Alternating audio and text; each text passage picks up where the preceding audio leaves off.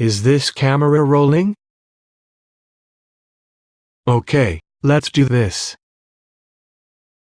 Right. Well, for starters, I shouldn't even be wasting my breath. My attitude is, if you lot want to dispute with me how this thing should be run, lay your money down, take your stake, and see you in the boardroom. But just this once, I'll make an exception. Let's start with money, shall we? Because without money, there ain't a Charlton. I've put shed loads into this club and I put more in this month. So this club ain't going into administration or anything like it.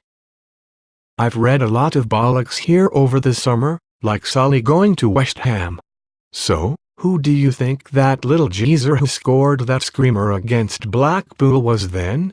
It wasn't Simon Bloody Francis, was it? If this club was so close to financial collapse, why do you think I told Celtic to do one when they were sniffing around Kermorgant? Some of you had some good info on Stevens in the window. I can tell you Villa offered towards the top end of your rumors.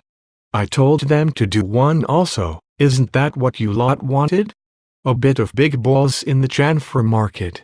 Yeah, right. There was a bit of changing of minds during the summer, but you know what?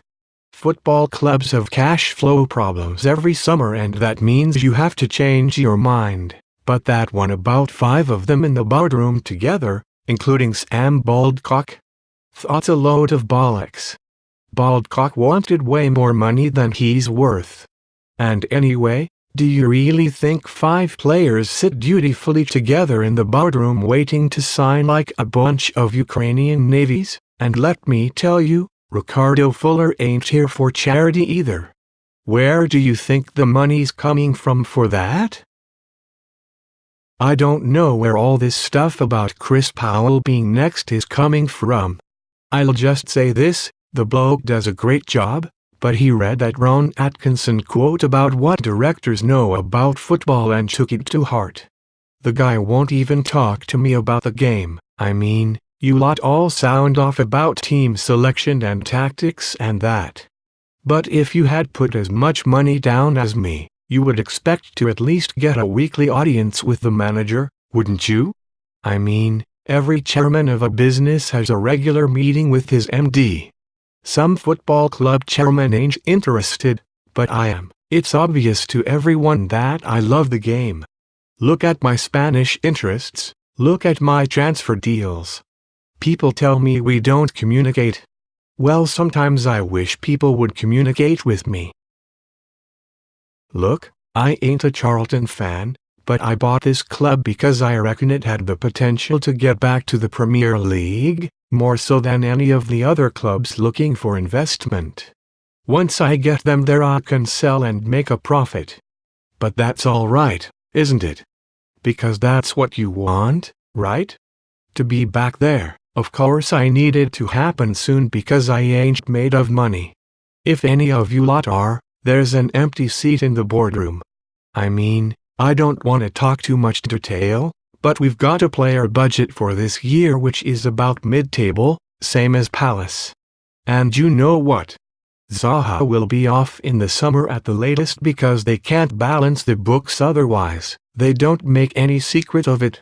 You might say, can we finish second if we are only 12th in the salary league? And my answer to that is look who's top of that league. Blackburn. Running around like headless chickens. If you don't mind me saying so, I reckon I can run a club better than the Venkies, and I'm backing Chris Powell to be a better manager than Steve Keane, and we've done it before. Did you know that Huddersfield's wage bill last year was 50% higher than ours? You're all getting steamed up about 3 guys leaving, so I suppose I'd better say something. But I'll just go back to what I said earlier. I'm the boss. You don't like it? Buy me out. So we do it my way. I don't live in Blackheath or even in Britain, and this is a business, not an organic collective farm. Same for any of you, you don't like what the boss decides. You know where the door is. By the way, I've never met Rick Everett, so you'll have to talk to Slater about him. What else you got? Oh yeah, this trust malarkey. Same story.